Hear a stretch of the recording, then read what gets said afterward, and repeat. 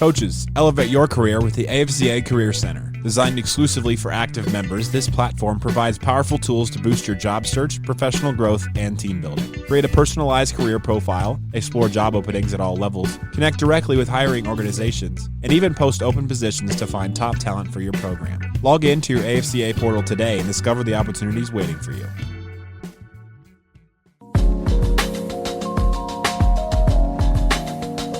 Welcome to this week's episode of Inside the Headset presented by CoachComm. This week, we sit down with Army Special Teams Coordinator and 2024 AFCA FBS Assistant Coach of the Year, Sean Saturnio.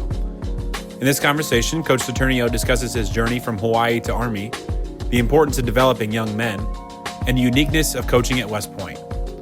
But first, a word from CoachComm.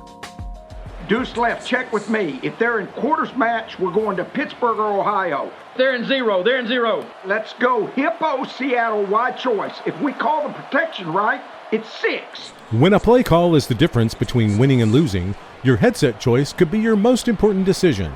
When the call counts, CoachComm is the only choice for clear, dependable communication. Visit CoachComm.com for more info. We got it, guys. Good job. Now, let's get inside the headset with Coach Saturnio.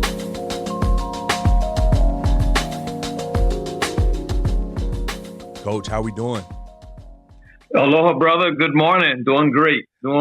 Well, excited to see you again. I know we spent a little time in some discussion there as you were honored as the AFCA FBS Assistant Coach of the Year. We're going to talk about that at the end, but excited to kind of be able to pick up on a conversation and learn a little bit more about you with all of our listeners. So let's go ahead and dive into this bad boy. When did you know that you want to be a part of this great profession? Well, my dad and uncles, were Pop Warner coaches growing up, and, you kind of grow up, the Pop Warner route and things like that, and you emulate the guys you see on TV. And, growing up in Hawaii, you got the University of Hawaii, which was the only game in town, and you see those guys, and, you want to be part of it as a player, but I think as you start growing, you realize how much more you gain out of it just from your own personal growth. And that, I think, marinating in that kind of stuff for so long, I think the natural pathway after is like, I want to go and contribute to what's been, given to me all those years. Absolutely. Now you, prior to obviously getting into the profession upon graduation of college, you got a little bit of the moving around, just being able to kind of be a hermit crab a little bit inside of this profession where you got to go from top to top as a college athlete. You went to Wisconsin from Hawaii, which I'm sure that was a little bit of a culture shock for dang sure, and then ended up coming back to Hawaii. Just talk a little bit about your high school, your collegiate career.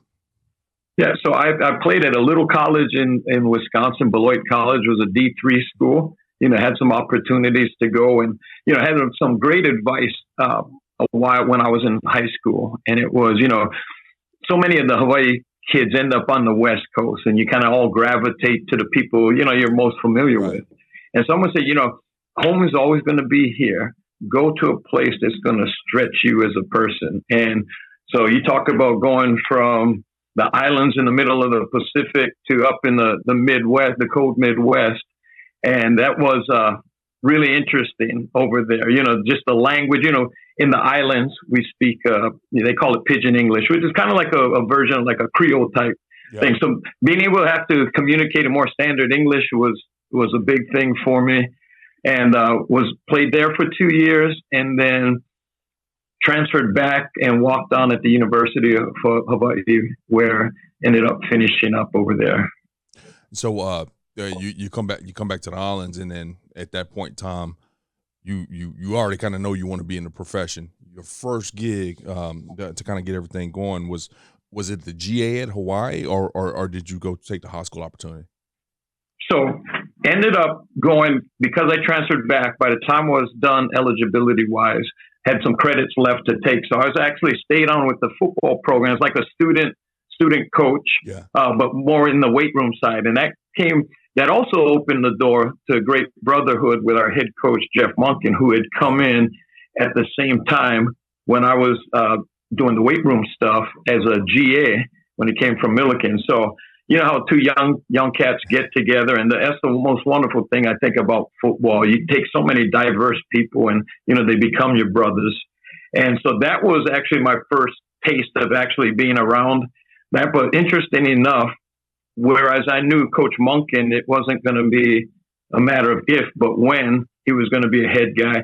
I just wanted to get back in to the community where I grew up and affect change that way. So I wanted to be a high school coach over there, which I did, after graduation. So let's talk about that. You went to Waipahu High School start off as a JV coach, and very quickly you become the head ball coach.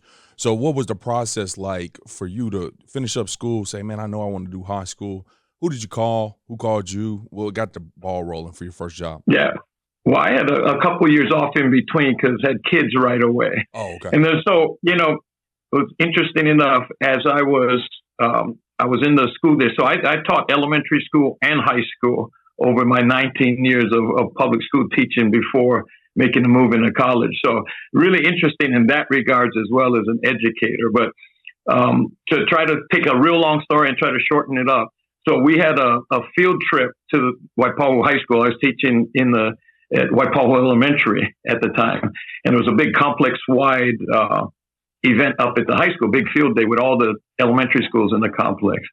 So fast forward, the head coach over there was a buddy of one of my guys that I played with in high school at Hilo High School. That he played. His name was Todd Fujimori. He was the head coach at Waipahu at the time.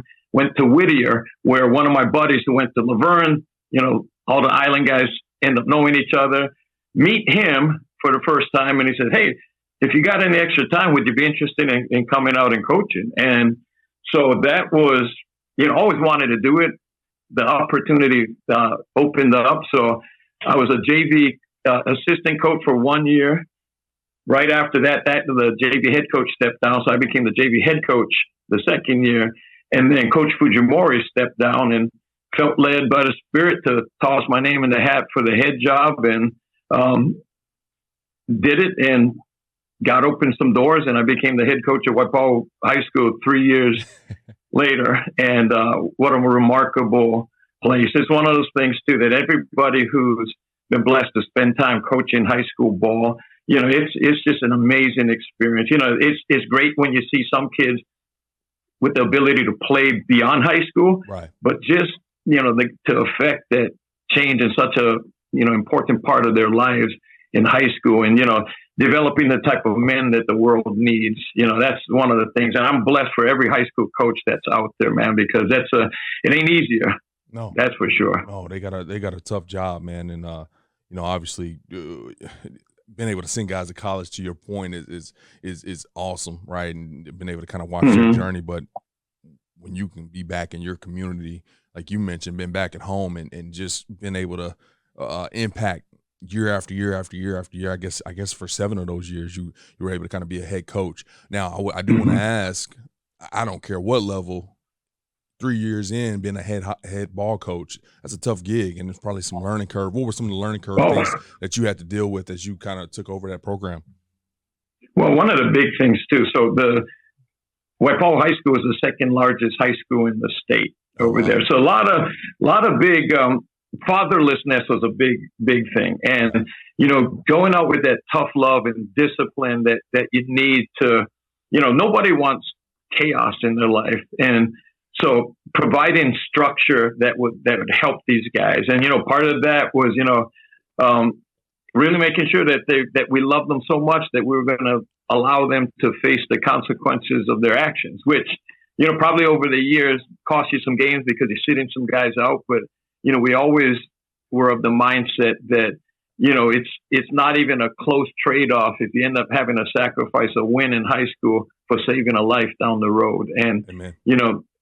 Ultimately, if we could produce these type of men that ended up being great husbands, great dads, pillars in their community, that was the most important. So the beginning part was really not really football. It was more, get everybody understanding that, there's expectations that we have in life, but there's standards that have to match those. and to create a standard that, you realize so often in life, especially with young people, standards, you say you have a standard, but then it becomes negotiable, right? Right. So having one that wasn't negotiable, that had, was black and white on how things ended up, with consequences. So that part, and then just growing as a coach, putting a staff together, having all the ins and outs, because we didn't have a big booster club. So, you had to do you're lining fields, washing jerseys, you're putting a whole, the whole holistic program together. So yeah. I think programs like AFCA was huge, because being able to go on, read articles, I think that's one of the greatest things, I think from the educational standpoint is you always, and even to this day, we got to strive to be lifelong learners. And there's people, that we can learn from all levels, to have that humility to understand you don't know everything, and being able to go and immerse yourself with people who've done a great job. I always think, especially for young coaches, one of the greatest things they can do if they want to be great coaches, find what great coaching looks like, regardless of sport. And just not only that, but just leadership. Find what great leaders do, like Fortune 500 companies, those kind of things. Learn from them, because then what you're going to start seeing, there's certain foundational things that all of them possess. That's right. But then you got to just be able to, we tell the kids all the time, you got to be the best version of yourself and not a counterfeit version of somebody else. So I think all the way across the board, developing that, the football side, I didn't have a ton of football coaches per se that had a ton of experience, but guys that were good teachers in the school. And I think a great coach is a great teacher and vice versa. And it's just like a matter of time. I think if you could get a great science teacher, and he can be a great English teacher, but if you just give him enough time to understand and learn the curriculum. So those are the biggest challenges, one, getting everybody on board standard wise, while, going the nuts and bolts from A to Z on what being a head coach and running a program's all about. Amen. Well, I appreciate the AFCA shout out, especially being a director coaching education. I think, especially somebody seasoned as yourself in the profession, to be able to say that lifelong learner, it's very easy, especially in this profession, to get to a point where you're like, I'm good. I know how to do things. And, so I do appreciate you kind of highlight how important that continued education piece is in your development. Now, what's interesting is early in the story, you're like, man, I knew I wanted to coach high school ball. I wanted to be back in the community. And you make a jump of all jumps, and I'm sure there's an interesting story to it. But in 2010, you decided to 2011, you decided to take an opportunity at Georgia Tech. It was Georgia Southern, sorry. Georgia Southern, my bad. Yes, it's right here. It's a little dark in here. You take an opportunity at Georgia Southern, across the water, across the map, big change in roles, and you take the tight ends coach, director player development. What was the logic, the conversation, and how'd you end up at Georgia Southern? So amazingly, toward the end of my high school career, really felt knocking on my heart that the Spirit was saying, hey, you know what? Need you to step down, and just, like rarely, like as a man of faith, and I think people understand that rarely does God ever give you the details, but he'll give you the direction. So I kind of called that my Jonah moment. I kind of ducked and dodged on that. Like, man, there's surely, this can't be, all the good that's been done in this community with this program. Why would you say to step away? So anyway, right along this time, so eventually, at the end of the 2010 football season, stepped away with nothing planned, just trying to be totally obedient. So, when you tell guys about a faith not tested is a faith not trusted, I understand that like really, really good. Yeah. And so Coach Monken and I, going back, so he was a GA at Hawaii, like I said, when he was there, became the head coach at Georgia Southern at the time. We had, like brothers do, keeping up over that time when he's off on his college career. I'm doing my high school thing. And then he one Sunday, he says, you know what, have you figured out what you're going to do? Because I was telling him, hey, you know what, I'm going to step down. I really don't know what it is I'm supposed to do. And then a position at Georgia Southern came up as like a player development guy, but it was an off the field thing that it was kind of tied with their graduate school program. Well, you can't go to make a move like that for $700 of graduate school, stipend that you get. Right. But then amazingly enough, the next day we got an email at my high school that all the public school teachers in the state received, that they were going to start giving sabbatical leaves. And that their sabbatical program had been put on hiatus for like 5 years or so because of funding. Well, all of a sudden, the very next day after this conversation, he said, I thought you'd be a really good, person for this job, for all the stuff that, like we talked about, the development of young people, and then found out that this sabbatical, like they were, for all the thousands of teachers in the state of Hawaii, they were only going to offer 50. So I sat back and I was like, God, is what I'm supposed to do? And felt like it's turn in the application. Well, fast forward, I got one of the 50 spots, and it was for a 6-month sabbatical. Go over there was amazing, amazing place. Most people, traded the coconut trees for the islands, for the pine trees down south. And people don't realize how similar like island culture and the culture down south. A lot of people have a perception of what the South's like if you never grew up there. Yeah. But the thing, faith and family, which are the bedrocks of the island, is the same thing down there. So was supposed to be 6 months. So did that. We lost to North Dakota State in the semifinals.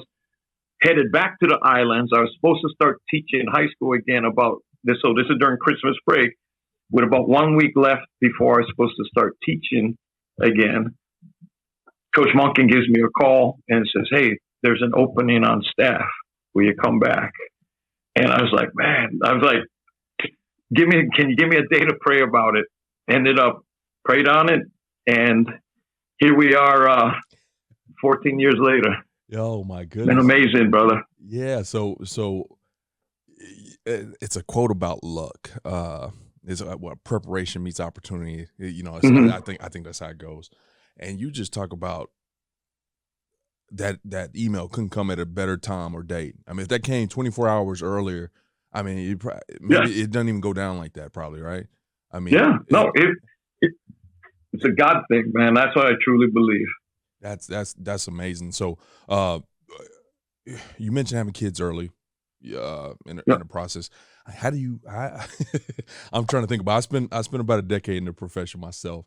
And I think about all the tough conversations I had with my wife from saying, "Hey, we're going from Louisiana to North Carolina," but it's paid and benefits. How do you explain off like, "Hey, we're going to go do a 6-month sabbatical in Georgia, and we'll see what's next"? So the backstory to this too, like during that course of time, even before the Georgia Southern opportunity, unfortunately was married. That wasn't working out. A lot of stuff too, a lot of faith testing things on, just life in general. Great thing. My 2 kids, they grew up around football. So that was one of the things, always incorporated the family, all the coaches to bring your kids to practice, things like that, because you can win and not have to spend an inordinate amount of time, Amen. At the football field or in the offices and stuff. And I think, Coach Monken, the way he set up our program over here, and for as long as I've worked for him, it's been the same. It's extremely family friendly.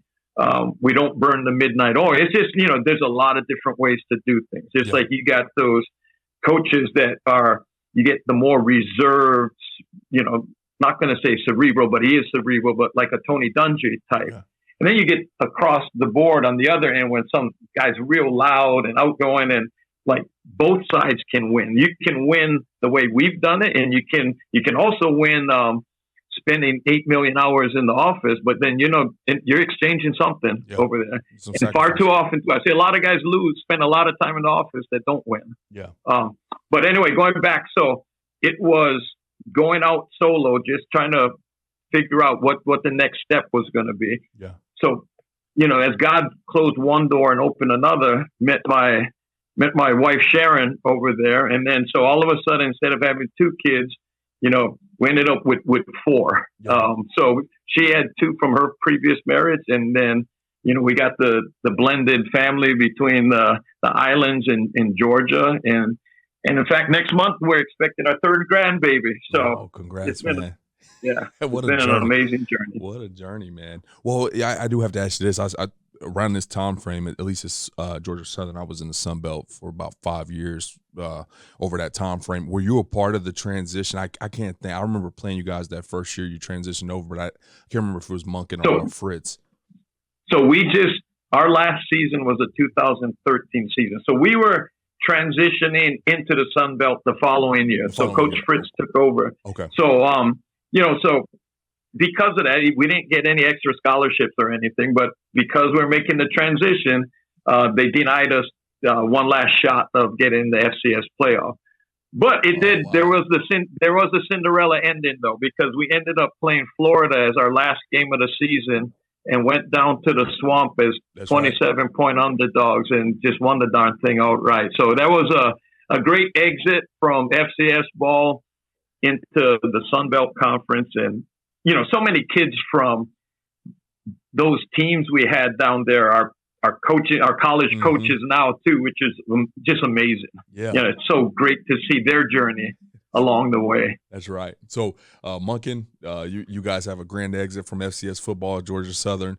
Along with that comes a promotion per se for Coach Monken to be able to take the opportunity there at West Point up in New York. That transition time for anybody is always a little scary, right? Obviously, you guys had a ton of success. Sometimes everybody can't make the trip. What was that kind of 2-week period like for you in regard to that transition? Oh, shoot. It's like everybody, go from the high of being, hey, you know what, we just beat Florida. We're all excited. And then there's rumors coming around that, hey, contingent on the result of that year's Army-Navy game, they might get rid of Coach Ellerson, who was the Army coach at the time, and they'd be looking for Coach Monken. So you're hearing all this stuff over there. And then all of a sudden, I remember my wife and I, we saw the game, Army ends up losing, and then just, everything's kind of like everybody's calling each other, hey, what do you think's going to happen? And nobody knows what's going on. And then my wife and I I was with her shopping and then walked by a TV in a department store, and I think across the ticker of like ESPN said, Army is soon to announce Jeff Monken is the head coach over there.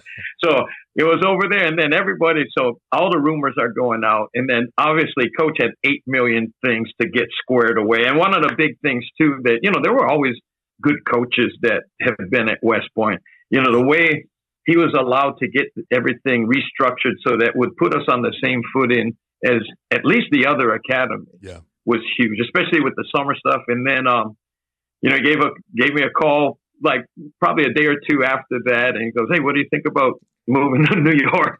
And I'd never been to New York in my entire life at the time. And then so it was amazing. And then came up in January of 2014. My hair was not as silvery as it is right now, but it's been amazing. I tell you what, you cannot coach at a place like West Point and not be affected as a man along the way. Just because we always have just us coaches and the responsibility we have to the greater society.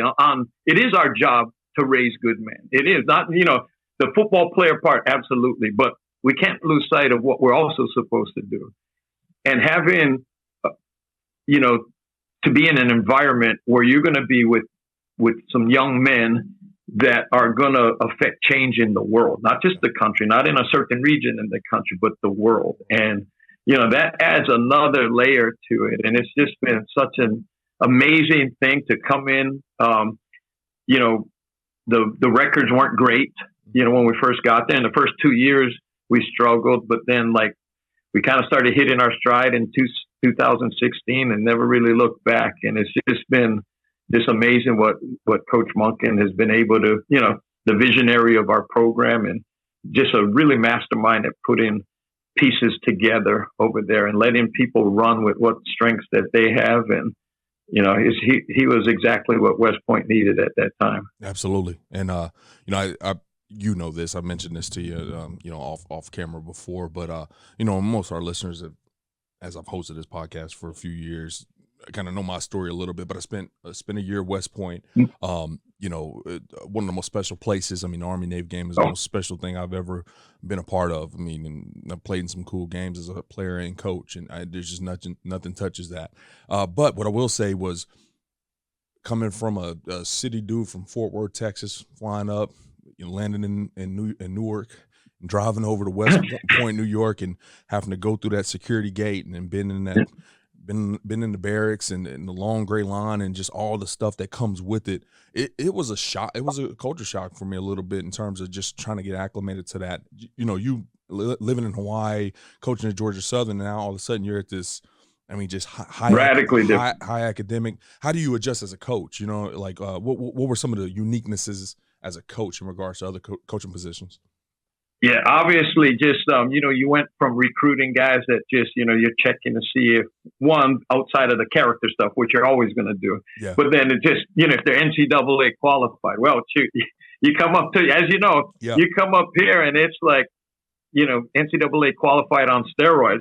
Never had to ask a kid whether or not he had ADHD, diabetes, asthma, you know, because, you know, that, like, you know, remember that, the medical piece, that'll be, so, you know, and then educating people on what, you know, the Army is and what the Army isn't. You know, because the second you come across and you introduce yourself or they see Army across your chest, they're thinking about Call of Duty, Rambo, Osama bin Laden. They have no idea how vast the opportunities are in the Army. So, you know, being able to get the people educated on that part. And then you got the Army part, then you got just the prestige of the Tier 1 academics of West Point as the academic institution. And I tell you what, you know, in the islands, we got this word mana, which is like the spiritual power, right? The spiritual energy.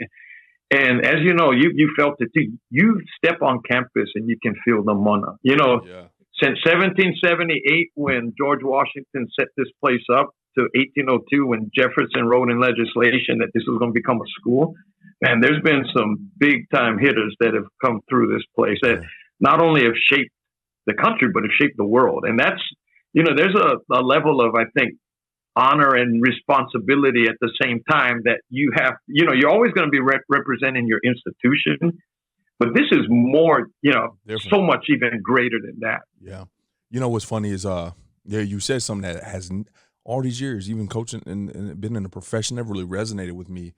I'm sitting here remembering, there's a guy named Chip Garber. He was the guy that recruited me out of high school there in Fort Worth to go play at West Point.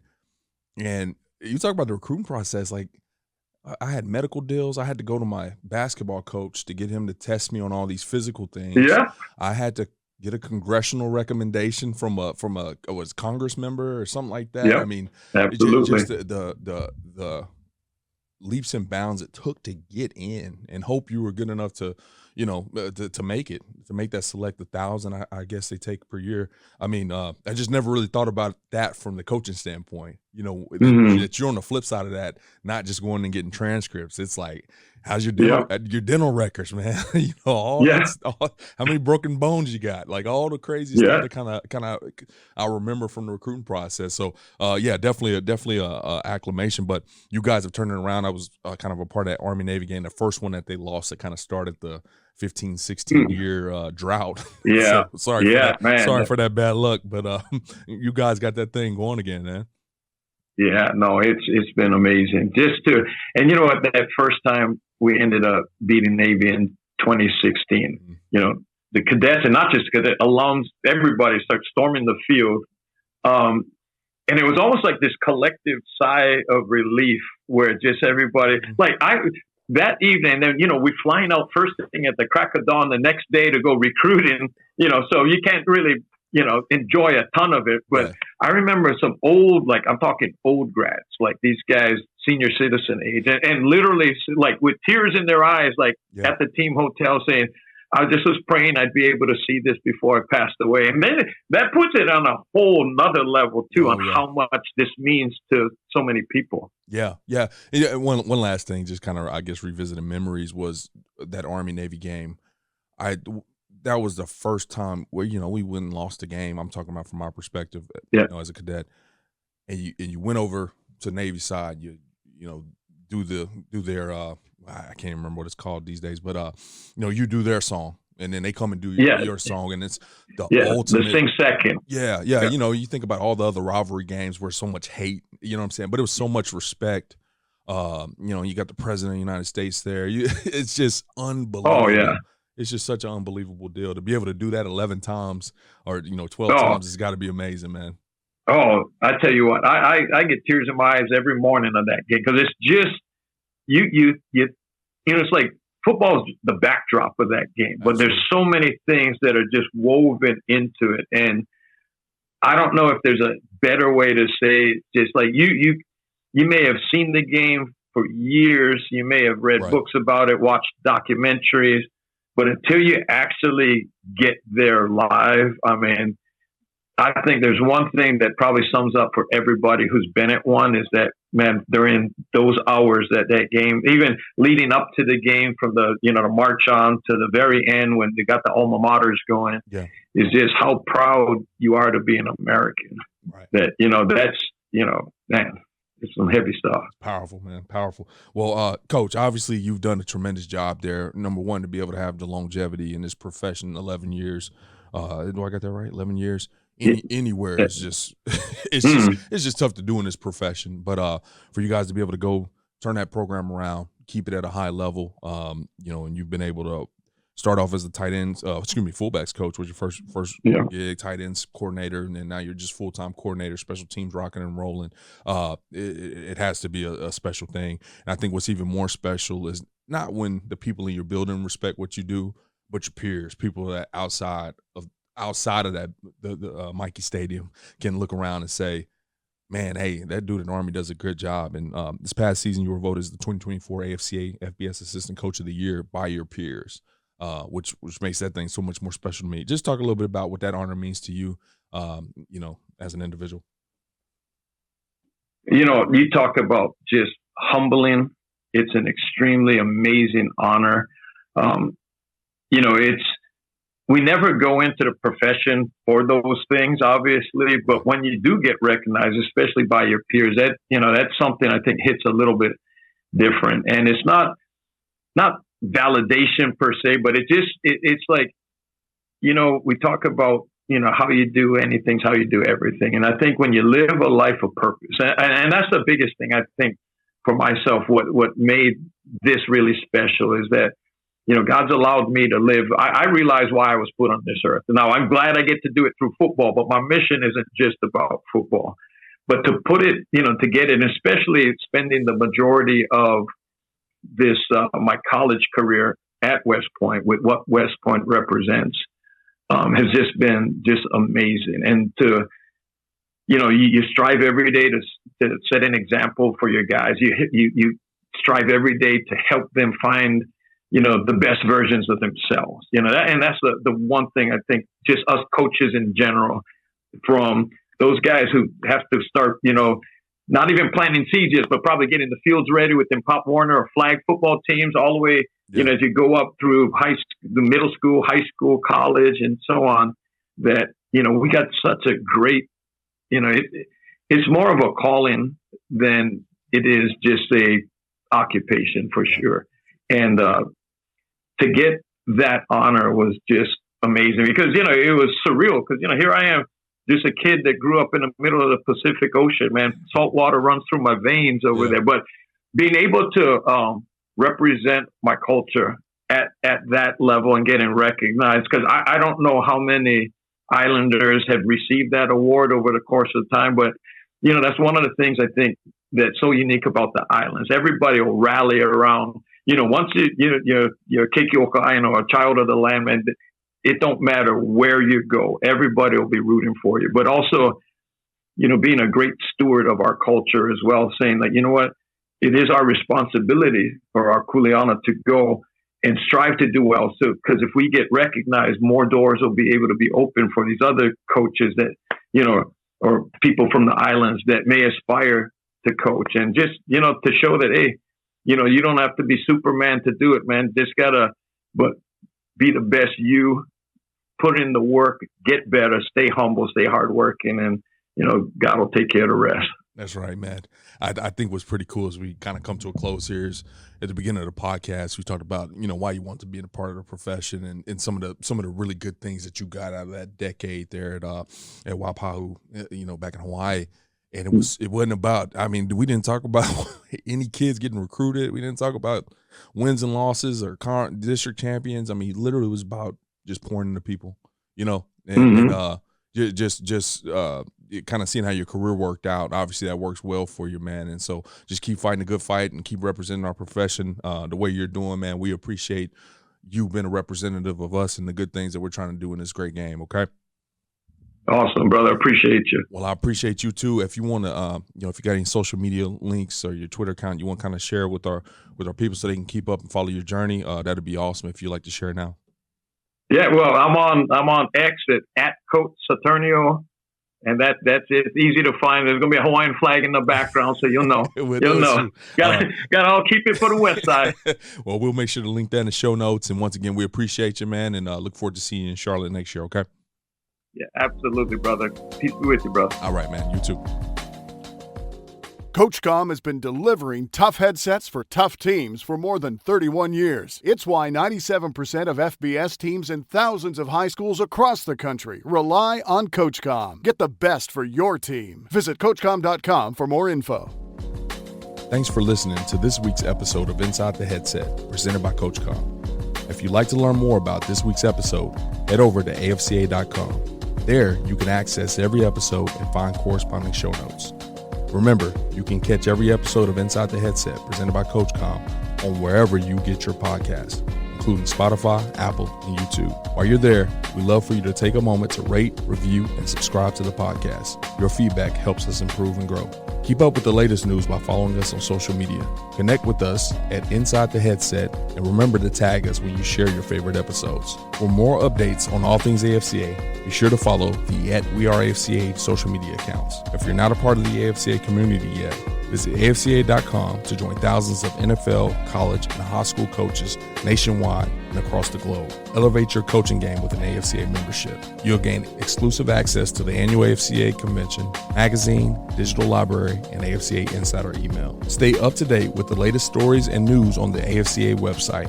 More than just a convention, the AFCA offers continuous education, guidance, networking, and more. Celebrate the past and shape the future with the AFCA. It's about fostering exceptional coaches who create outstanding teams and even better individuals. Invest in your skills and make a lasting impact today by engaging with the AFCA. Your journey starts here.